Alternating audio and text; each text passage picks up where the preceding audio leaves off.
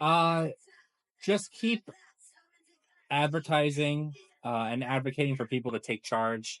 One of the big things that Smash Club leadership, I pride myself when I was leadership on, was just taking initiative.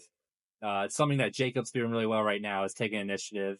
The more that people take initiative to keep these things alive, the easier it is going to be to run these type of events in for years. It's been going strong since before COVID.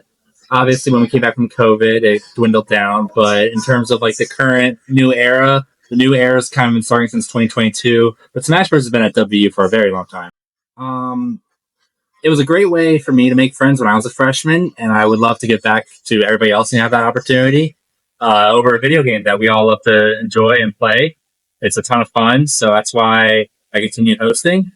It became a time where everyone else that was hosting was graduating, so I was like one of the last students remaining, and I was like, well, I want to keep this going, so I stepped up and allowed the thing to continue.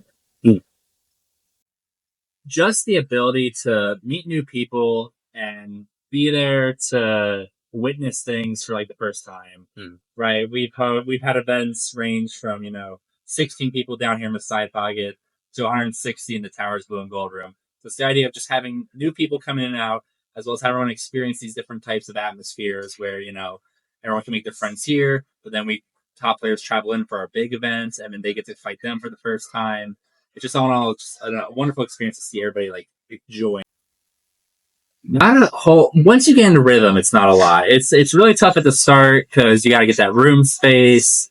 You got to set up the page for everybody to sign up on, and then when it comes to actually running the event, you got to prepare. Like, okay, what's the order I need to call sets? How much equipment do I need to bring on my own? Do I know that others are bringing equipment? It's a lot of like quick decisions as opposed to planning. Like, all right, we're at this part of bracket. Can I call this set now, or should I hold it off? Is this person available to play? It's a lot more quick time, like in-person planning, than a lot more outside the event planning. It's almost the same process. We get a room, but it requires more advertising. So for our weekly events, right, it's just where our target audience is people on campus. We're just trying to get them out here. When it comes to the monthly, we're trying to get neighboring states. So we'll message Pittsburgh, we'll message Maryland, Ohio, Southern West Virginia. We're trying to get a bigger event going on. And then when it comes to our yearly event, we're expanding the range out to people in New Jersey, out to Indiana, Kentucky. And then we're also funneling a lot of money into it with the club dues that goes to get players out here to, just have a big event. You advertise, there's a lot of money involved, and players will come. That's how we're able to host these gigantic spectacle events. It's just all about communication. I also am a believer in just equal returns. So when someone comes out to my event, right, I make sure to go back to their event. Or I may go to their event first and say, hey, I came here, you should come here. So that's how we get a lot of these out-of-region players.